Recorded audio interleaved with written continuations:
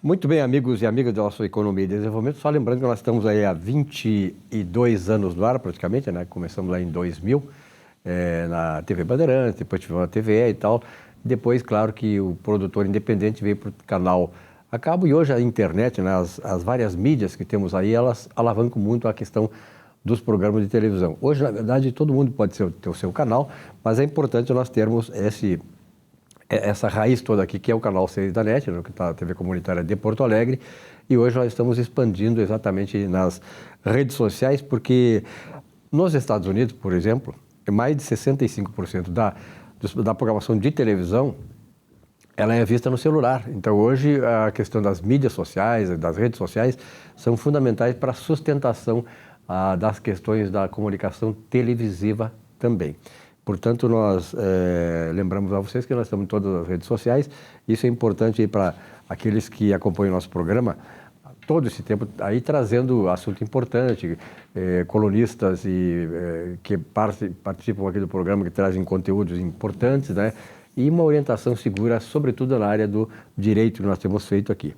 Mas é claro que a psicologia, ela é importante hoje. Nós estamos num processo todo advindo da questão da pandemia, que abalou muito as questões emocionais das pessoas, a questão psicológica. E por isso eu trago aqui para conversar comigo a Gabriela Ram. Gabriela, obrigado pela tua presença aqui. Tu é formada aqui no Uniriter, né? Isso mesmo. Onde é que te formaste, Gabriela? Me formei no final do ano passado. Ah, que legal! E a psicologia, por que tu foi para a psicologia?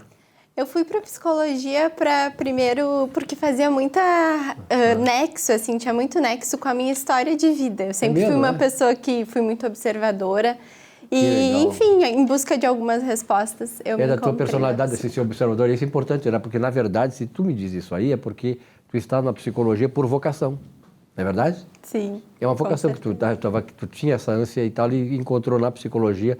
E é importante isso, né?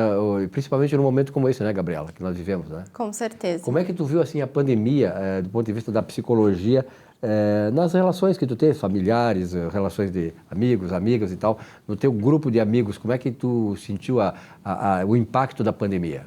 Bom, o efeito pandêmico, ele foi muito forte para toda a sociedade, né? Perfeito. Assim, enquanto família ali, aquele núcleo, eu acho que inicialmente era algo muito desconhecido. Sim. Então, a gente viu uma instabilidade nas pessoas, uma vulnerabilidade, né? E olhando um pouco mais para a questão emocional, né, e saúde mental das pessoas, foi um momento que mostrou muito essa fragilidade. Perfeito. Né? Por ser algo desconhecido, algo novo, então e uma impactou. Coisa mundial, né, Gabriela? Na verdade, assim, ó, a gente viu que esse impacto mostrou também um nível, digamos assim, de amadurecimento mental das pessoas, né? Com certeza. Nós somos hoje, eu vi vários estudos, eu sou de ler muito sobre essa questão da psicologia de massas, né, que foram afetadas por isso, porque elas tinham uma certa fragilidade que acabou sendo desafiada durante a pandemia, né? Isso, né, Gabriela? E agora aí é o assunto que tu sabe muito melhor. A questão do estresse, quer dizer, o que é o estresse, como é que o estresse se comportou dentro da pandemia nas pessoas? Sim. É bom, essa terminologia do estresse a gente usa muito, né? Eu estou muito estressado, eu cheguei a um ponto de esgotamento de estresse, né? E quando a gente olha para dados, é super importante, porque segundo a Associação Internacional de Estresse Brasileiro, um dado de 2017, 70% da população brasileira já esteve ou está em contato com o estresse. Então, isso nos mostra um dado muito relevante, assim, do quanto isso impacta a nossa sociedade. Mas quando a gente para pensar especificamente ali no estresse, né? O que é o estresse? O estresse é uma resposta a um fator que nos causa esse estresse, né? Então, é uma resposta do nosso organismo. Claro que tem as nossas questões aí particulares, né? Então tem o nosso temperamento, tem a nossa cosmovisão, os nossos hábitos, tudo isso corroboram para um estresse, né? Mas o estresse basicamente é isso, é a resposta a um desafio que nós temos. O estresse sempre é negativo, porque eu ouvi uma vez um treinador da seleção brasileira dizer que o jogador de futebol, quando entra num grande embate, numa final de Copa do Mundo, por exemplo, ele tem que entrar com um certo estresse. Quer dizer, então eu imagino que tem estresse negativo E estresse positivo, é isso? Sim. Nós dizemos assim, o quadro normal é um estresse de leve a moderado. Isso é saudável, né? É um estresse que nós conseguimos controlar. Agora, quando esse estresse passa a se agravar, aí sim é um estresse negativo, né? Então, todas as emoções a gente tem uma curva, a gente recebe essa informação, a gente ali, quando recebemos o estresse, fica a adrenalina e baixa. Quando não há essa baixa, esse equilíbrio, a gente diz que inicia um estresse crônico. E aí sim é um estresse que é negativo. Tá, e digamos assim, o teu conhecimento em relação às pessoas, elas estão conseguindo hoje, a passar da pandemia, que na verdade a pandemia já está mais ou menos não eliminada, isso vai continuar, o Covid vai conviver conosco talvez, né, para sempre, né, mas sob controle e tal. Hoje as pessoas já estão conseguindo sair sem máscara, estão um pouco mais desarmadas, quer dizer, o medo começa também a reduzir. E tu acha que as pessoas vão viver normalmente depois da pandemia, voltar a viver normalmente? Tudo que a gente vive nos gera marcas, né? Então, sem dúvida, a gente não tem como deletar o que nós vivemos, que foram momentos de tensão, de desconhecimento, de medo, né? E que mostraram a nossa vulnerabilidade. Então, isso vai gerar uma marca. Mas que com o tempo a gente volte a viver normalmente, digamos assim, com certeza, né? A normalização, ela começa a acontecer, a gente se adapta, né, a essa realidade, esse nome, né, coronavírus, que talvez antes nos gerava tanto medo, hoje já passa a ser algo que a gente começa a conviver de forma melhor. Né? Eu nunca esqueço o ministro Delfim Neto, uma vez eu entrevistei ele aqui na Fiergs, e lá em 81, 82, nós estávamos num processo inflacionário muito grande, 80% de inflação por mês e tal, e eu, diante de uma afirmação que ele havia feito num jornal, ele tinha dito que nós tínhamos que aprender a conviver com a inflação, que era um processo que veio e tal, nós tínhamos que aprender a conviver para não nos autodestruir, né? Para a economia, enfim. Passar. Quer dizer, esse é um processo que tem que aprender a conviver com isso, né? Como nós temos H1N1, né? Que é uma gripe normal, que a gripe existe desde que o ser humano é ser humano. Exatamente, é isso, a gente aprende a conviver, então, com essas questões. E isso exige, né, Silvio, algo importante é uma flexibilidade emocional. E, às vezes, nem todos nós nascemos, né, com isso. Então, a gente vai aprendendo a gerenciar as nossas emoções, a nossa reação diante dessas situações. Que bom que tem pessoas como a Gabriela, que é psicóloga, que pode ajudar as pessoas nesse processo todo, né, para que ela possa superar as dificuldades. Uma questão é quais outras patologias que existem por aí? Bom, então, hoje, assim, através do estresse, a gente tem vários transtornos mentais que a gente vê o estresse como algo bem marcante. Então, por exemplo, depressão, ansiedade são situações onde normalmente as pessoas têm um nível de estresse maior. E também, né, pensando mais na área de trabalho, o burnout, que foi algo ali que na pandemia estourou justamente, né, pelas pessoas trabalharem em casa, estarem horas de trabalho intensas. E o que é o burnout? Então, o que é o burnout? O burnout, ele está associado diretamente a questões profissionais. Então, isso é super importante da gente entender que ele está relacionado ao trabalho, né? Então, é quando há um estresse extremo, há um esgotamento profissional daquele indivíduo. E há muitas pessoas que são... E como é que ela consegue detectar que ela está... É só fazendo um exame médico, psicólogo? Como é que ela consegue detectar que ela está com burnout? Sim, para a gente analisar, né, se essa pessoa tem o burnout, é muito importante primeiro a gente ver as questões dessa pessoa.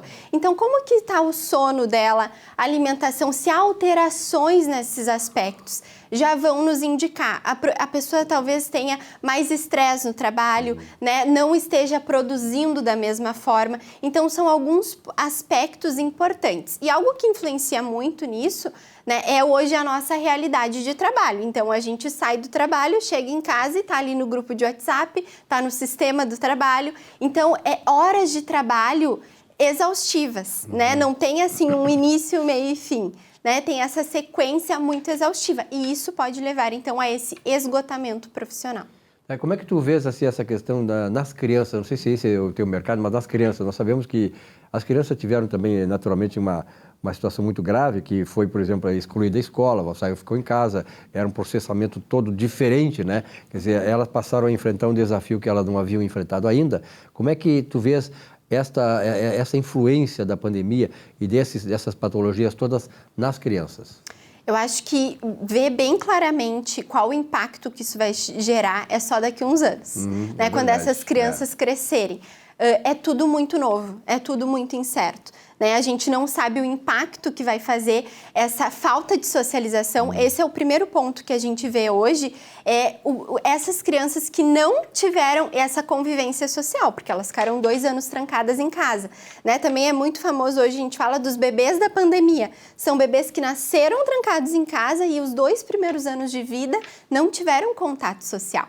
Então, esse é um grande desafio e é algo que impacta, né? Por exemplo, se a gente pega crianças que estavam em fase de alfabetização, 2 anos em casa, isso gera um impacto, né? A gente vê pais se desdobrando para educar essas crianças, mas eles não são professores, né? Então, eles estão se esforçando numa área que não é de atuação, trabalhando. Então, isso com certeza gera um impacto, né? E é o que a gente tem visto hoje, assim, nas escolas. Então, muitas vezes as escolas estão tendo que aumentar essa flexibilidade e também trazer amparo para essas crianças, né? Recursos para que eles possam, de fato, recuperar aquilo que se perdeu. E a parte, assim, social também, né? Crianças, às vezes, que hoje estão com muita dificuldade de socializar. Estavam só no iPad, né? Só na telinha e hoje, tem que conviver, tem que brincar, tem que ir na pracinha.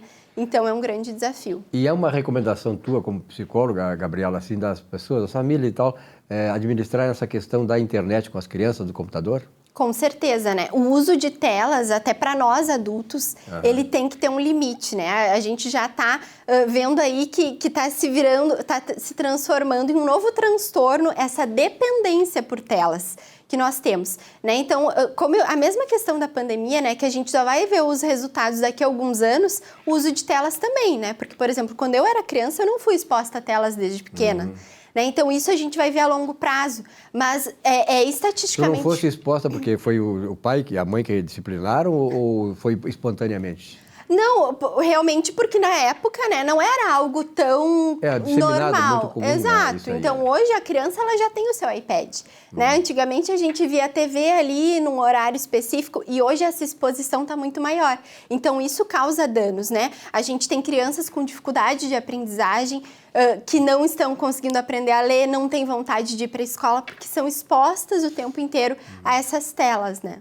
Na verdade, hoje a gente está vendo que em alguns países, Canadá, Suécia e tal, né, em que se preservou a questão das crianças, né, e se confinaram as pessoas, aquelas com certas patologias, por exemplo, os idosos e tal. E sobre os idosos, eu queria te fazer uma questão que é a seguinte: esse confinamento das crianças, dos adultos, da família toda, com os idosos dentro de casa, qual a influência que os idosos sofreram na pandemia em função dessa nova realidade que eles estavam vivendo? Foi muito desafiador, né? Porque a gente pega pessoas de mais idade e que nunca tinham passado por algo assim, de realmente se enclausurar, e como era o grupo de risco, era o que tinha que ser feito naquele momento, né? Mas a gente vê idosos que perderam muitas coisas, né? Então, voltamos à questão social. E muitas vidas também, né? Muitas vidas. E o convívio social, ele foi um impacto geral para toda a sociedade, mas a gente pega essas pessoas mais idosas, por exemplo, a vozinha que ia tomar chá uma vez por semana com as amigas, o vô que ia encontrar os amigos ali no bar da esquina, perderam, exato, perdem tudo isso, né? E isso vai gerar consequências. Então, às vezes, a gente hoje pode perceber que tem alguns idosos que estão mais fechados, né? Que estão, às vezes, mais abatidos, porque perderam essa fase. Ao mesmo tempo, a gente tem aqueles que voltaram com a força total e vou viver, vou aproveitar, né? Enquanto a gente está aqui bem. Então, tem essas duas esferas, assim, bem segmentadas. Nós sabemos, né, Gabriela, eu leio muito sobre essas questões médicas, e sobretudo as instituições internacionais, e, na verdade, a pandemia passou, mas os cuidados que nós devemos ter, por exemplo, assim, ó, eu sempre falo, a minha filha, sempre, quando eu saio para almoçar, antigamente tu saía e tal, pegava qualquer coisa, comia, pegava sem cuidado com as mãos. Então, eu acho que a pandemia serviu também como uma questão pedagoga, né, de nós mudar o sentido da vida, de ter um pouco mais de cuidado com a questão higiênica, né, porque muitas coisas acontecem a partir da falta de higiene. Com certeza. Veio com muitos ensinamentos, né? É verdade. Esse é um deles. A questão, assim, de valorizar a vida, a gente vê muito isso em consultório. né? O quanto até muitas pessoas que tinham alguns pensamentos muito fechados, não, tem que ser assim, isso abriu. Né? Então, a pandemia, ela trouxe os seus danos, que foram muitos e dolorosos, mas a gente pode olhar também pelo lado bom. E acho que esse é um grande desafio da vida, né? A gente sempre escolher aí por que óculos nós vamos querer enxergar as coisas. Então, também tem muitas coisas boas que nós podemos e aprendemos com a pandemia, né? Naturalmente, assim, a psicologia é uma coisa importante, é fundamental, porque ela trata nas questões mentais, que a partir dali as coisas acontecem, né? E eu vejo, assim, ó, é importante o que tu falaste, Gabriela, que é a questão de que daqui para frente a história vai nos dizer depois, né? Tudo que aconteceu nessa fase, por que foi isso feito, os danos que isso causou, por que se fez tais medidas. Naturalmente que a gente não pode condenar os governantes, embora haja muitas restrições a isso, quando se fez tanto aquele lockdown, que do fundo não era tudo aquilo que se precisava fazer, né?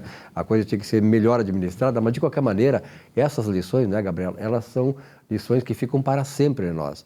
Qual é a sugestão que tu dá assim, para as pessoas, de modo geral, né, como psicóloga, para que elas não passem por esse problema todo mental, de estresse, e daqui a pouco, enfim, muitas pessoas perdem a própria noção da vida e perdem a vontade de viver por causa disso?